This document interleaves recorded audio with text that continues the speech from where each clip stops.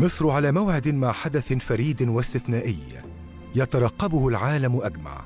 الجميع في حالة لهفة لمتابعة حفل افتتاح المتحف المصري الكبير. هذا المتحف الذي يجسد عظمة الحضارة المصرية التي أبهرت العالم.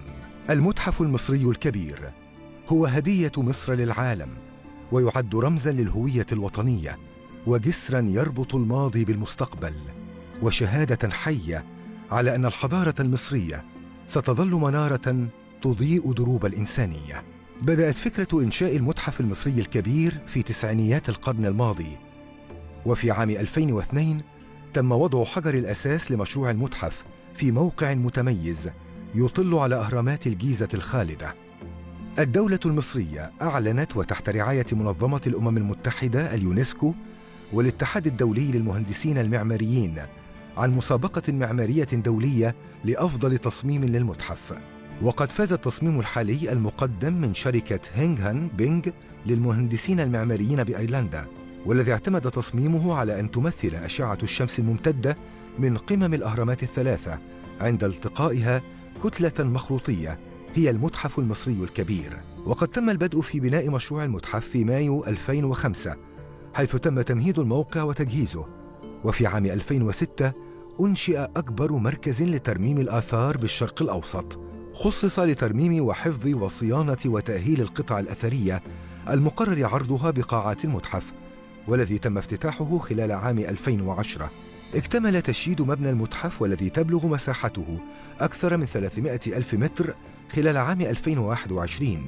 ويعد افتتاح المتحف المصري الكبير في الأول من نوفمبر تتويجاً لسنوات من العمل في مشروع يهدف إلى إبراز عظمة الحضارة المصرية القديمة. المتحف المصري الكبير هو الوجهة الأولى لكل المهتمين بالتراث المصري القديم، كأكبر متحف في العالم يروي قصة تاريخ الحضارة المصرية القديمة، ويضم عدداً كبيراً من القطع الأثرية المميزة والفريدة، والتي يتم عرضها بأسلوب يجمع بين الأصالة والحداثة. ويعد الملك توت عنخ آمون هو نجم المتحف المصري الكبير، حيث تعرض كنوز الفرعون الذهبي لأول مرة كاملة في مكان واحد منذ اكتشاف مقبرته في نوفمبر 1922.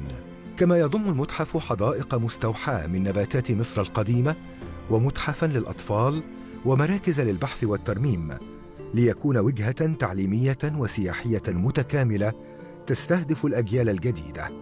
ويمثل المتحف المصري الكبير نموذجاً عالمياً رائداً لتطبيق معايير الاستدامة البيئية والثقافية، ويعكس التزام الدولة برؤية 2030 للتحول نحو مستقبل أخضر ومستدام.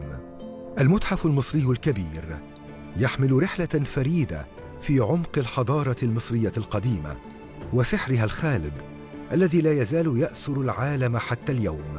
وكما أضاءت الأهرامات سماء التاريخ منذ آلاف السنين، فإن المتحف المصري الكبير يضيء اليوم العالم بنور المعرفة والجمال، حارساً لذاكرة الإنسانية وتراث مصر القديم.